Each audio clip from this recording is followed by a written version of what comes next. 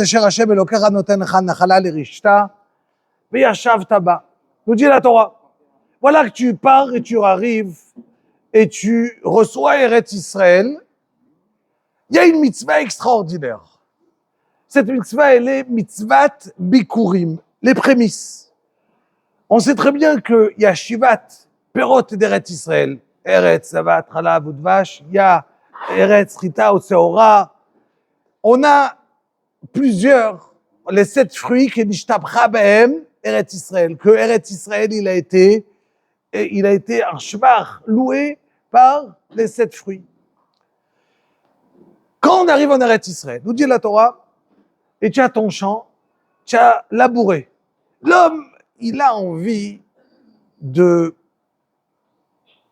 Quand quelqu'un, il travaille, vous imaginez, j'ai mon jardin, j'ai 1 kilo de tomates. Même s'il n'est pas top, je vais dire à tout le monde, ah, il est chez moi. Je l'ai arrosé, c'est à moi. On me propose 1 kilo du marché qui va être meilleur, je préfère le mien. Pourquoi? J'ai travaillé, j'ai semé, j'ai labouré, j'ai travaillé. Quand quelqu'un, il a son premier fruit qui pousse, on a le premier fruit. Viens te dire la Torah, le premier fruit qui va te sortir, tu lui mets une petite ficelle rouge. Et tu dis ça, je l'offre à qui? À Kadosh Baruch Hu. Qu'est-ce que ça donne? Et on l'a monté, mais simcha, on prenait comme ça on prenait des paniers avec de l'or, des rubans, et enchantés. Et il y avait les Lévi'im, les Kohanim qui venaient, qui ressemblaient, toutes les personnes qui amenaient les prémices, qui amenaient les Bikurim en Eretz Israël. Il y avait une joie extraordinaire. Et on remerciait Akadosh Baruch Hu. Rabotai, aujourd'hui on n'a plus le Beth Amikdash. Mais il dit le Rambam, la même idée qu'on a dans les Bikurim, il y a quand tu sers Akadosh Baruch Hu, tu dois donner quelque chose à Hachem. Est-ce que tu vas lui donner le mauvais ou le premier choix? Première des choses, qu'est-ce que ça va prouver? Quand je donne à Akadosh Baruch Hu le premier choix de ce que j'ai, ça prouve que je le fais par amour. C'est ce que j'aime. Et te dis à Akadosh Baruch Hu, on sait très bien qu'après il y a 2 parachiotes dans la Torah qui sont très durs. Une, c'est Parashat Kitavo cette semaine. 98 malédictions. 98 malédictions dans la Torah. Et qu'est-ce qui va se passer? Tout ce que tu auras si on ne va pas. Il dit à Kadosh Baruch Hu quoi? Tarat asher lo avanta et Hashem elokecha besimcha, avec joie. C'est pas qu'on n'a pas gardé Torah ou mitzvot. Mais on a gardé Torah ou mitzvot comme un fardeau. Ah, c'est dur, je dois faire Shabbat. Ah, c'est dur, je dois faire des mitzvot. Ah, c'est dur, ah, c'est dur, ah, c'est dur. Alors déjà, quand on se plaint tout le temps, comment Kadosh Baruch Hu, il va voir qu'on l'aime, qu'on veut faire les mitzvot parce qu'on aime sa Torah. Il te dit à Kadosh Baruch Hu, vous savez que le Rab Chaim Vital, l'élève du Hari HaKadosh, on lui avait demandé comment son Rav, le Hari HaKadosh, il a réussi à arriver à des niveaux tellement grands. Il a dit, il aimait tellement les mitzvot. Il aimait la Torah. Quand j'aime la Torah, je peux arriver à des niveaux extrêmement élevés.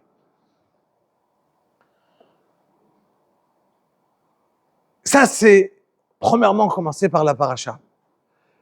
Mais en vérité, c'est lié à Rosh Hashanah. Comment je peux arriver à Rosh Hashanah si en vérité, j'aime pas la Torah, et ça m'intéresse pas trop. Tout ce que je vais faire, j'essaie de faire ce que j'ai obligé de faire. Vous savez, ce matin, je me suis réveillé, je me disais, avant de partir faire les slichot, par quoi je commence le shiur? Je disais, mais c'est quoi le point, en vérité, quel est le point fondamental pour commencer un shiur? Et en vérité, qu'est-ce qu'on réfléchit? Comment on avance pour arriver à Rosh Hashanah, chacun de nous? Le point principal, évidemment, c'est qu'une personne, s'il arrive à un jugement, il n'a rien à se reprocher, rien, il croit qu'il n'a rien à se reprocher, il va jamais arriver à être stressé, il va jamais comprendre qu'il y a une gravité d'un jugement. Alors, première des choses, c'est vouloir faire cheshbon hanefesh, introspection, réfléchir, vouloir changer et comprendre qu'on a besoin d'évoluer. Besoin d'évoluer, tout le monde. Et c'est pas possible de stagner. Vous savez, une fois, j'avais vu un truc sur les frigidaires, un autocollant. Il mettait, en hébreu, la vie, c'est comme un vélo. C'est, ou bien, ça veut dire, tu es dans une pente, d'accord? Mais où tu pédales, en 2 mots, et tu peux arriver à monter, ou tu n'arrêtes pas de pédaler, tu redescends, ça va vite. Ça veut dire que tu ne peux pas dire je stagne et je fais rien. Ni j'avance, ni je monte, tu es la même personne. C'est impossible. Ou tu montes, ou tu descends. C'est impossible.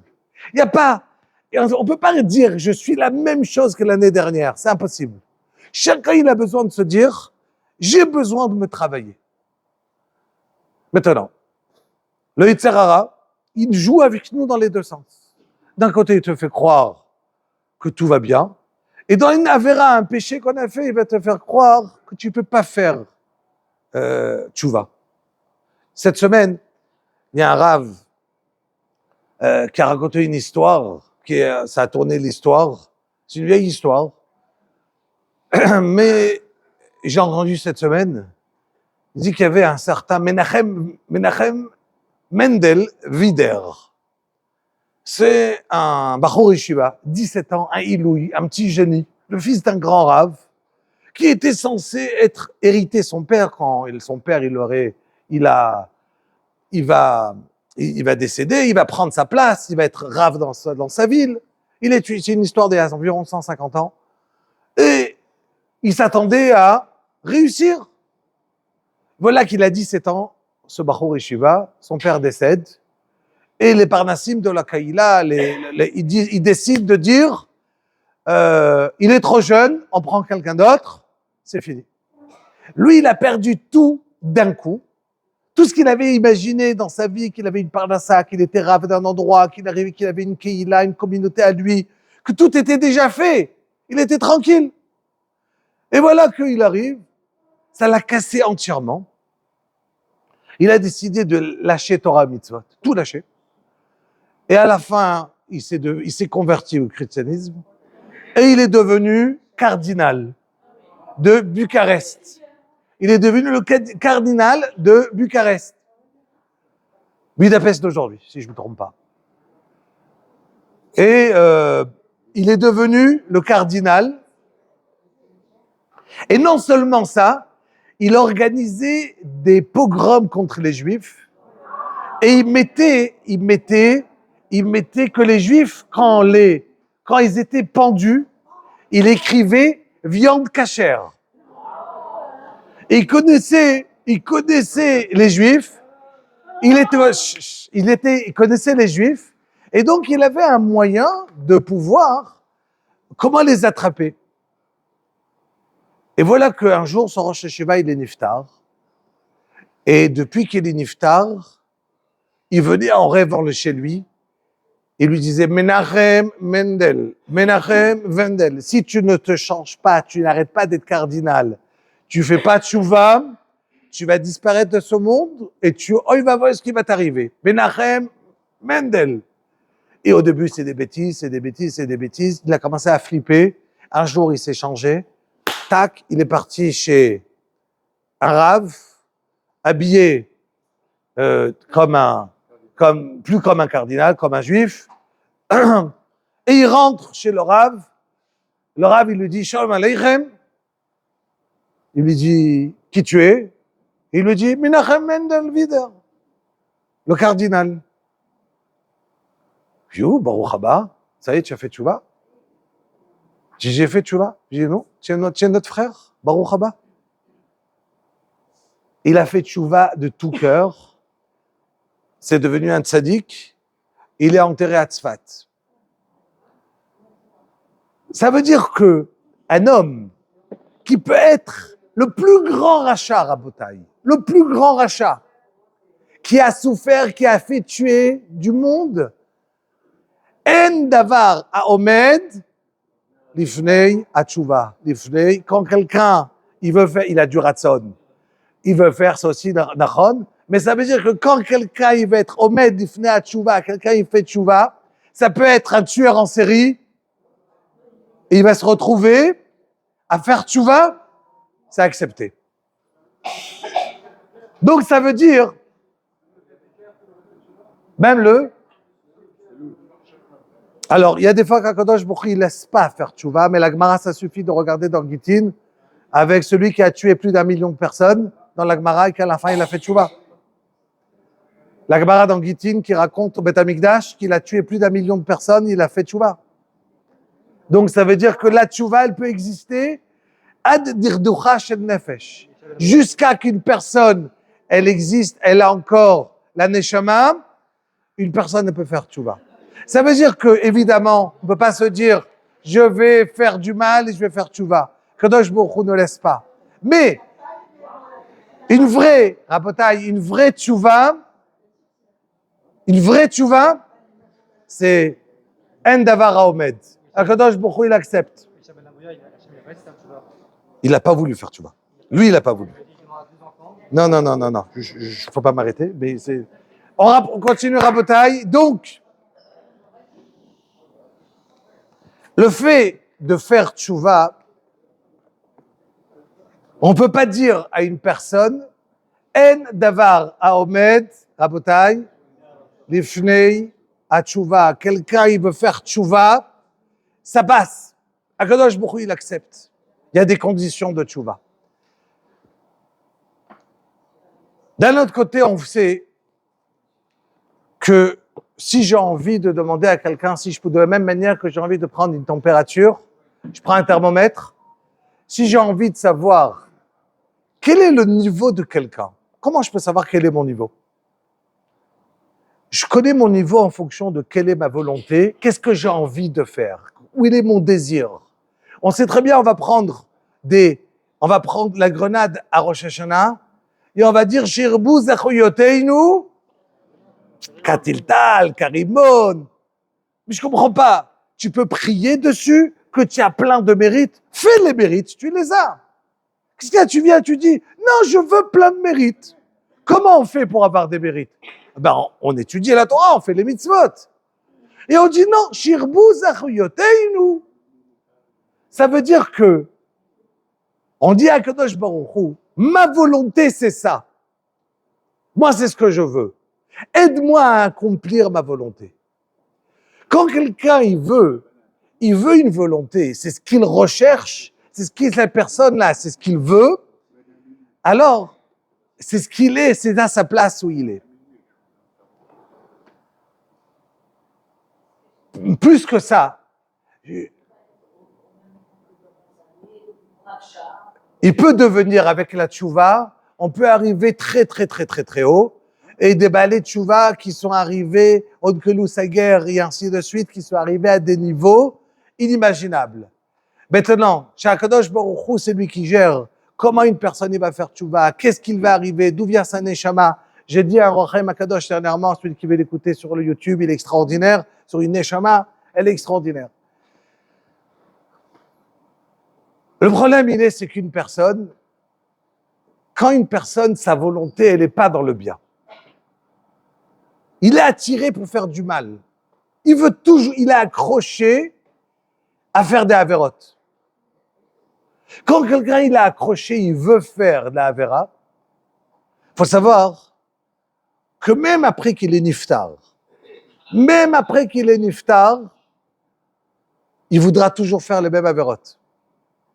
La neshama, elle est exactement comme qu'elle était avant qu'il est niftar.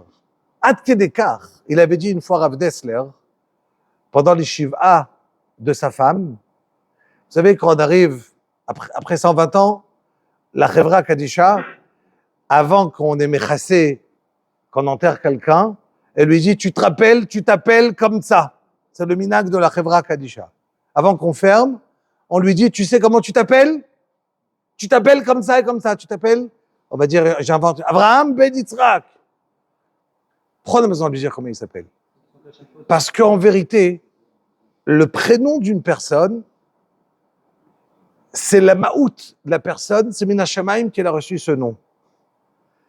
Le prénom d'une personne, c'est Mechaber Oto, ça le relie à la Gdusha de son tafkid dans le monde.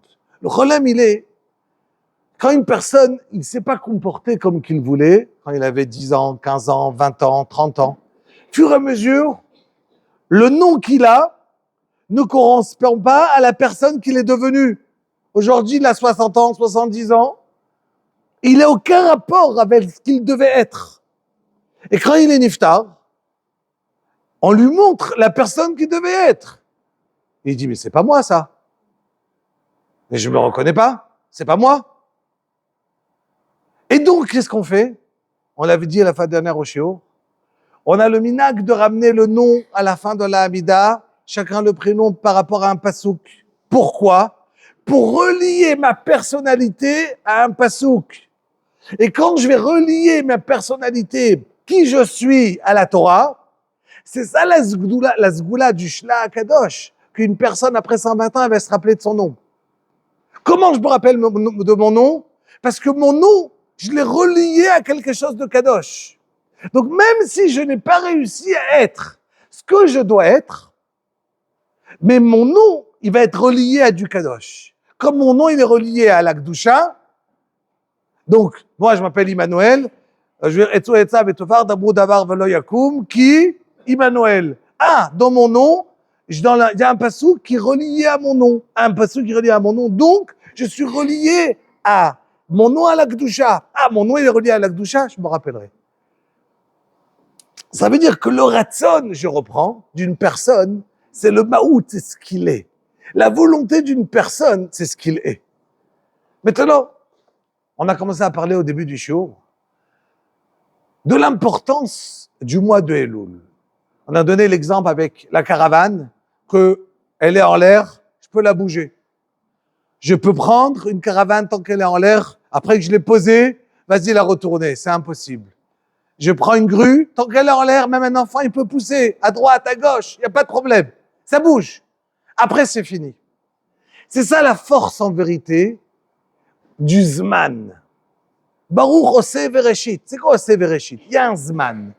Un Zman, ça veut dire qu'il y a le temps. Il y a un temps, le temps, il a une force extraordinaire. Ça veut dire, regardez, il n'y a pas très longtemps, c'était Tisha B'Av, on pleurait. Arrive Elul, on fait Tchouva. Arrive Rosh Hashanah, Yom Adin. Arrive Yom Kippour, et arrive Sukkot, Vesamachta Bechagecha. Et on a oublié qu'il y avait le Beth Amikdash qu'on a pleuré. Mais il n'est toujours pas construit, non? Mais non. Maintenant, c'est Zman Simcha. Vesamachta Bechagecha, Vaitar Sameach. Il y a un temps où je pleure. L'Echol Zman Vaet. Il dit Shlomo Amelech, il y a un temps à chaque chose. Donc, ça veut dire, puisqu'il y a un temps à chaque chose, donc le temps, quand il arrive maintenant, et c'est le mois de Elul, il y a une shefa, Akadosh Baruch Hu, il vient, il se rapproche vers nous d'une certaine manière extraordinaire. Hachem, il se rapproche de nous, qu'on peut changer, qu'on peut avancer. Il y avait une fois, il y avait un juif qui est parti chez Rabbi Moshe Feinstein. Rabbi Moshe Feinstein, c'était un des grands décisionnaires en Amérique. Niftar a pas très longtemps, une trentaine d'années. Il a dit, voilà, j'ai eu la machala, la maladie, et les médecins, ils n'ont pas de remède pour moi. D'après eux, j'ai 1 an maximum pour vivre. Maintenant, ils disent comme ça, les médecins. Si je fais la chimio, ça va être très dur, mais dans 1 an, je meurs. D'accord? Si je fais pas de chimio, je fais rien. Dans 6 mois, je suis parti, mais je souffre pas. Qu'est-ce qui vaut mieux? Ne pas souffrir et vivre les derniers mois de ma vie sans souffrir. Ou bien, vaut mieux. Alors, le médecin, il lui a dit, évidemment, moi, je vous conseille de pas souffrir. Allez-y, vivez pendant 6 mois. Et après, ça y est, dans 1 an, ou bien vous allez souffrir pendant 1 an, vous allez vivre encore 1 an. Il a dit, écoutez, moi, je suis obligé de demander à mon Rav. Il est parti chez Rav Moshe Feinstein. Il a demandé à Rav Moshe, il lui a dit, écoute, tu sais quoi, toi, dans la vie? Tu joues au foot? Tu es un boxeur? Tu sais quoi? Tu es un juif. Si tu étais joueur de Kadoregel, un goy, Tu me dis, en tant que joueur Kadoregel, je ne pourrais pas jouer si j'ai en plein chimio. Je comprends, je n'ai pas d'intérêt de vivre. Mais si tu peux vivre un an en souffrant, mais dire à Chéri Yatzar, et faire des brachot le matin, et faire Kriyat Shema, et Amen, Yishmer Rabba, et répondre, et faire Shabbat, et manger kasher, pendant encore 6 mois de plus, tu veux mourir? T'as qu'à souffrir, entre guillemets. Vaut mieux souffrir, mais c'est encore des mitzvot. C'est quoi la question? La grandeur d'un juif, c'est la Torah et les mitzvot. Est-ce que ça vaut la peine de vivre? Il y avait une femme, Marie Diskin, il y a 100 et quelques années, 1880. Une femme qui habitait à Yerushalayim. Le rave d'Yerushalayim, c'était le Marie Diskin. Et il est parti la voir à la veille de Rosh Hashanah pour lui dire Shana Tova. Et c'était une femme qui, son corps ne fonctionnait plus. Elle pouvait même plus faire des mitzvot, pas faire de brachot. Quand elle est arrivée chez le Rav, elle lui a dit, Rav, vous pouvez me donner une bracha que je vive encore longtemps? Elle a dit, vivre encore longtemps, madame, pourquoi? Regardez quelle manière vous vivez. Elle lui a dit, oui, Rav, une fois par semaine, j'ai une femme qui vient, qui me nettoie. À ce moment-là, je peux faire une bracha à Chéri Yatzar avant que je ne peux plus faire de brachot. Ça vaut la peine de vivre encore des années et faire une bracha une fois par semaine. Une fois par semaine. J'ai envie. Il a dit au Maralissi, regardez la force, c'est quoi la bracha? Qu'est-ce qu'on peut faire? C'est quoi une bracha extraordinaire? La force, qu'est-ce que ça veut dire de faire Torah au mitzvot?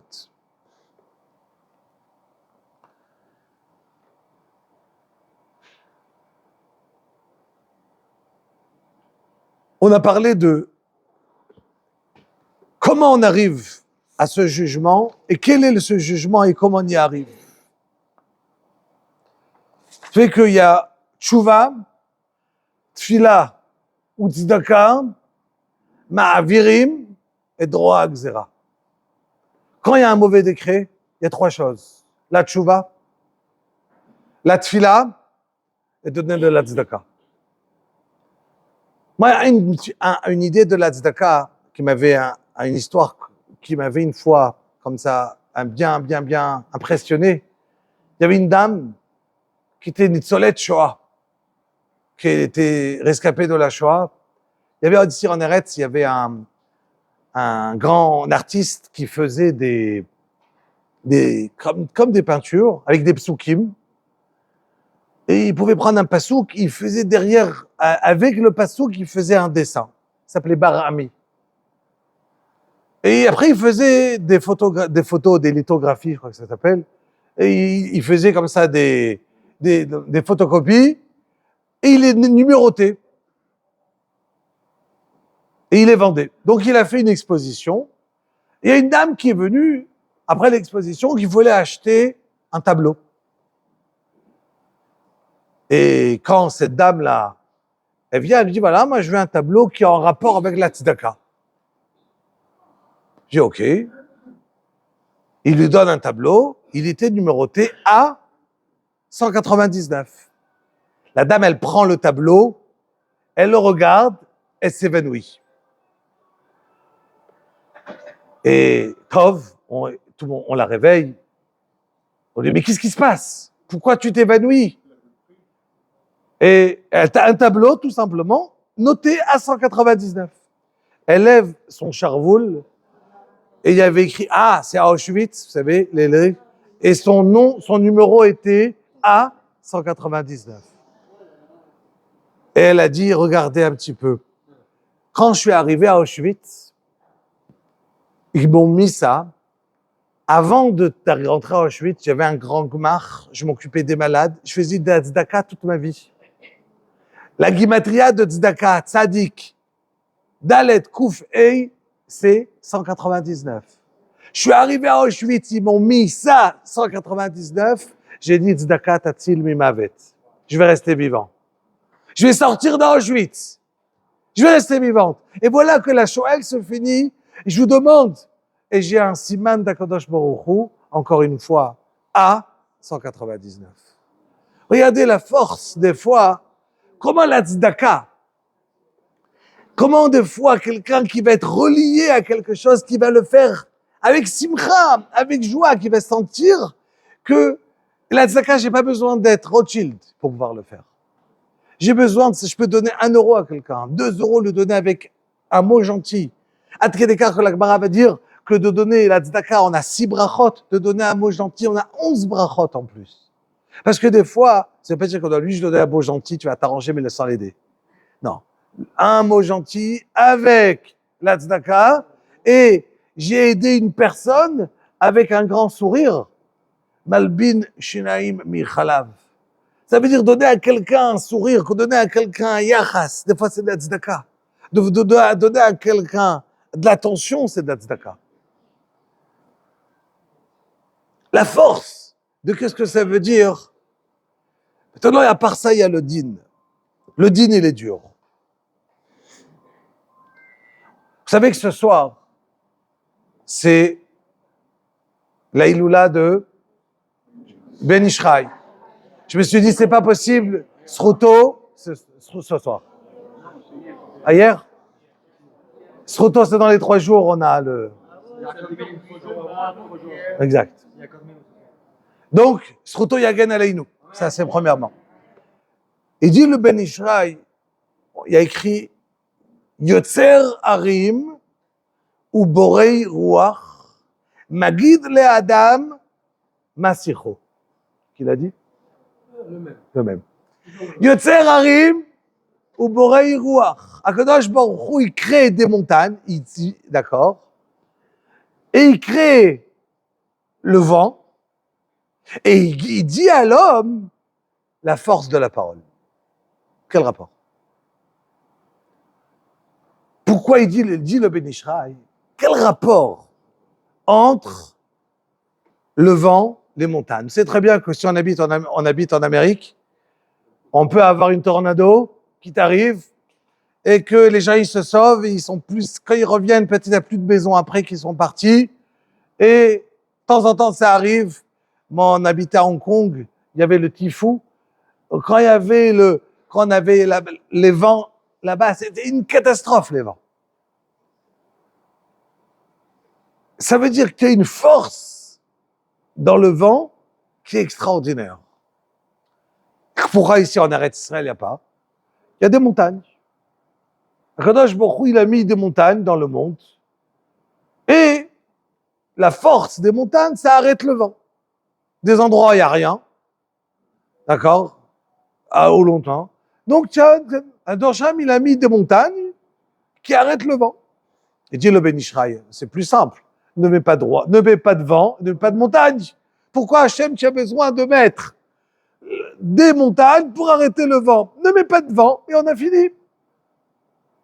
Dit le Ben Ishraï, Magid le Adam Masecho. Un homme, il parle, c'est du vent. Il a l'impression, j'ai juste dit. Ah, je ne veux pas dire du Lachon Hara. Et il commence à parler.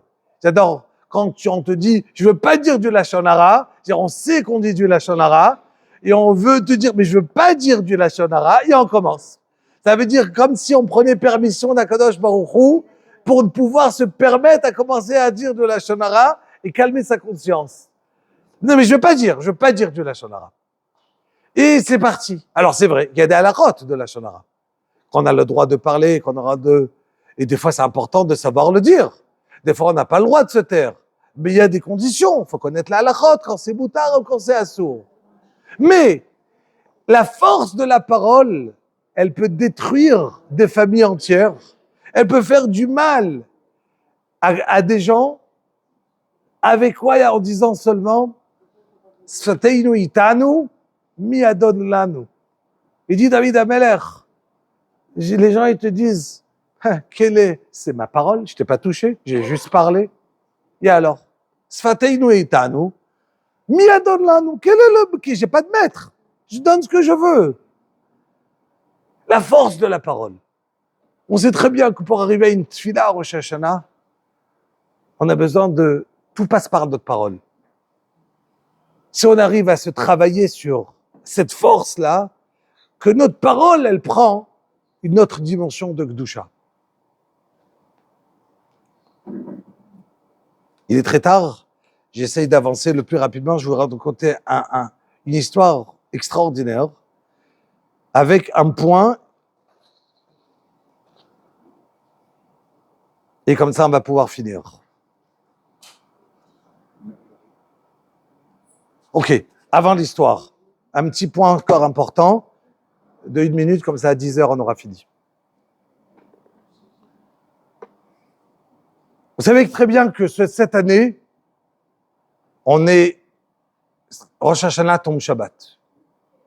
Quand ça tombe Shabbat,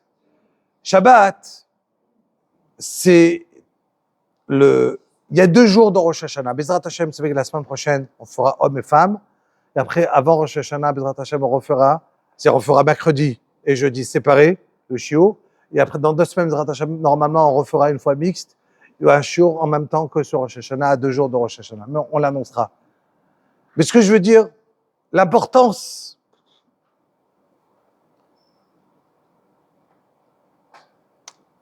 Rosh Hashanah, il y a la Tkiyat Shofar. On essaiera de comprendre dans les prochains shiurim, c'est quoi la shofar.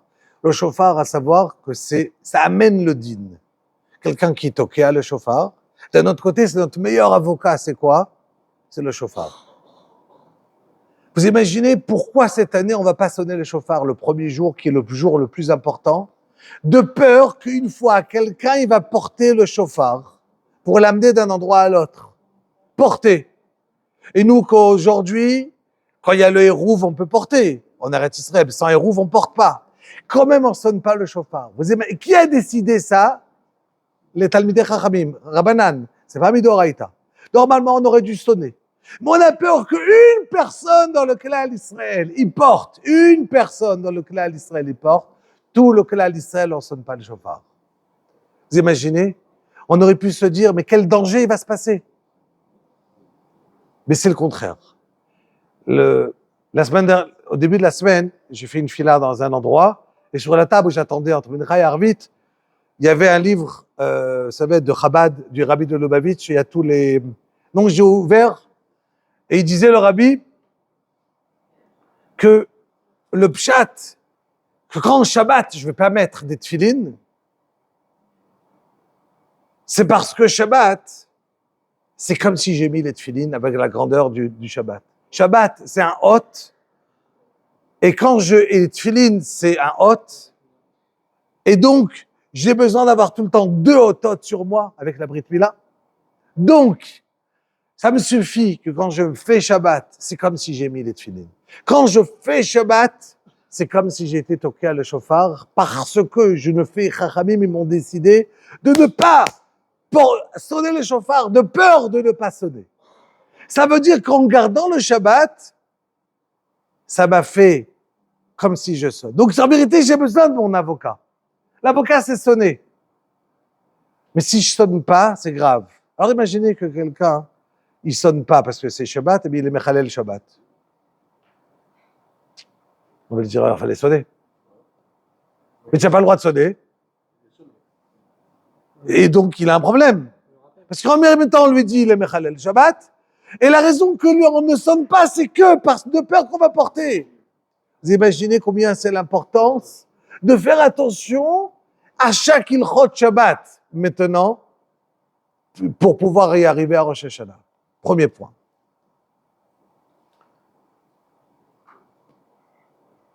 Il y a un Rav, et avec ça, cette histoire, je finis. Un Rav à Bnei Brak qui a dit qu'une fois, il y avait quelqu'un qui est venu le voir. Il a dit, voilà, 2 jeunes Bachorei Yeshivot, en kippa, petite barbe, ils ont fait un tioul avant le mariage, une sortie, ils sont partis à Paris, et ils se promenaient, personne ne les connaît.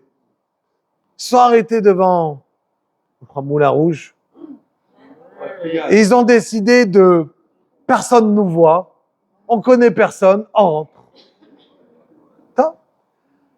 Ils s'en fichaient, ils ont mis le chapeau, ils avaient l'arkipa, les péotes. Mais qui nous connaît? Quand ils sont rentrés, on leur a donné une place presque à côté du théâtre. Et donc, ils étaient là-bas. Ils sont, encore une fois, personne ne nous connaît, l'itrote. Et voilà qu'il se retrouve, ce monsieur-là, un des deux, a galéré toute sa vie. Il a dit, c'est pas possible. Pourquoi Akadosh Baruch Hu, il m'envoie autant de galères? Il a fait Reshbon HaNefesh, réfléchi. Il a dit, ça doit être ça. J'ai dû faire Chilul Hashem. Peut-être les personnes, ils ont dû me voir.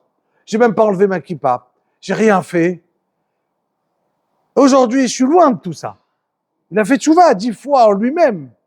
Mais il n'a jamais réalisé le Chilul Hashem, qu'il a profané le nom d'Akadosh Baruch Hu, pas en dehors de la Avera. La Avera, c'est une Avera. Il a dit, j'ai fait quelque chose devant tout le monde qui ne se fait pas. Il est parti voir ce Rav. Il dit, Rav, comment je fais tchouva? Qu'est-ce que je dois faire? Il a dit, écoute, je ne sais pas, mais je vais demander. Il est parti demander à plusieurs Gdolim. La même réponse était chez tout le monde. Quand quelqu'un il a fait une grande Avera, il a fait du Chilul Hashem, et c'est ça dessus que je voulais arriver au point où j'ai commencé le shiur. On a dit que on se souhaite tous Shana Tova et Metuka. Metuka, ça veut dire, on a dit, que ça soit pas amer, parce que tout ce qui fait Hashem, c'est pour le bien. Pour le bien, parce qu'on peut réparer une faute. Mais des fois, ça fait mal. Comment on répare une faute et que ça reste matok? Et ça reste matok, bon et pas amer. Comment? Il lui a dit, Rabbi Chel Yehuda Livkovitch, un des Gdolim à Bnei Brak qui est déjà niftar, le Rav de Reb Chaim Kanevski. Il lui a dit comme ça. C'est vrai, il y a écrit que contre le Chilul Hashem, quand quelqu'un a fait Chilul Hashem, c'est des souffrances. Mais il y a une solution, le Limud à Torah. Quand on étudie la Torah, et pas la Torah, Beyachid, seul à la maison avec son Yalkut Yosef, en train d'écouter Hidabrut. Je sors, je vais à un shiur. J'étudie au Beth Midrash. Je fais Kiddush Hashem barabim. Ce qu'il a dit. Je fais le Kiddush Hashem en public. Quelqu'un qui a fait un Chilul Hashem, il doit faire la plus grande mitzvah. Étudier la Torah. Comment? Barabim. Tu as fait un Chilul Hashem barabim, tu vas étudier barabim. Rabotai, qu'est-ce qu'il y a de plus beau d'arriver ce soir et de voir Baruch Hashem, un Kiddush Hashem barabim, autant de monde qui viennent étudier pour se dire, on vient pas ni pour le maire, ni pour un apéritif. On vient parce qu'il y a le Rosh Hashanah qui nous est en tête, qu'on a un jugement dans 2 semaines. Dans 2 semaines, on a un jugement, et chacun, au fin fond de lui, sait très bien qu'il a besoin de faire tchouva, d'avancer vers Akadosh Baruch Hu. Et on cherche tous l'avocat. Comment arriver, comment céder, comment avancer? Alors on se lève, on fait des slichot, on cherche à faire des mitzvot en plus. Il y a à changer, il y a à faire quelque chose. Mais il est tellement extraordinaire ce cadeau du jugement. Parce qu'il nous permet d'arranger ce qu'on a cassé. Et c'est pas inévitable. Ça veut dire qu'on aurait pu te dire, mais ça y est, t'as cassé, c'est fini. Mais non, on te dit non. Akadosh Baruch Hu te dit, tu as demandé pardon, tu regrettes réellement, c'est pardonné. C'est pardonné. Tu dis, Akadosh Baruch Hu, Ana Hashem, Chatati, Aviti ou Pashati. Je demande à Akadosh Baruch Hu pardon. Je regrette ce que j'ai fait, je dis ce que j'ai fait, et je suis mécabel de plus le faire. Nimralo. Il dit le Rambam, jusqu'à il s'appelait Maous, il s'appelait répugnant devant Hashem, et maintenant il s'appelle Tzadik, Aouv, Olem. Akadosh Baruch Hu dit, regardez mes enfants. Alors, je pose la question, comment on peut faire Shana Tova ou Metuka plus beau que d'être Mekabel la meilleure Kabbalah? Comment quelqu'un peut faire tchouva? C'est quoi il peut faire tchouva? Il dit Hachem, je fais tchouva, mais peut-être ça veut rien, parce que je connais pas. Peut-être je connais pas la halachot, peut-être je sais pas avancer, peut-être je sais pas. Mais s'il dit Hachem, regarde, tu parles à Tamid Chacham, je connais pas toute la Torah, je connais pas Shabbat entièrement, je connais pas la halachot de la cuisine, je connais pas ta Torah. Comment je peux la connaître? Je connais pas tout. Mais je suis Mekabel sur moi de faire Limud Torah Barabim. Limud de Torah, pas chez moi à la maison en face de Hidabrut, non, Barabim. On veut dire un shiur ici, il y a un autre shiur. Et le shiur, il va me permettre d'avancer, parce que chaque fois que quelqu'un il apprend, il a envie d'avancer. Quand il est chez lui, il s'endort. il a tendance à dire, OK, c'est pas grave. Maintenant, c'est sûr des fois que c'est dur de sortir. C'est sûr, c'est des fois, mais c'est ça une Kabbalah. C'est que Hachem va te dire, à la place que ça soit dur à aller à l'hôpital, soit dur à aller en chiour. Arrête dur, il faut que ça soit dur. Mais tu peux choisir dans quoi ça soit dur. Ah, il peut avoir dur qu'il a mal à la tête. Ah, il y en a dur qu'il est parti au chiour. Les deux. Dire la même quantité de dur, on va l'avoir. Tout le monde a la même quantité. Tout le monde a une quantité. Ce qui a été nixar, combien ça va être dur? Ça sera dur. Mais combien? Et où? Donc quoi je choisis de mettre?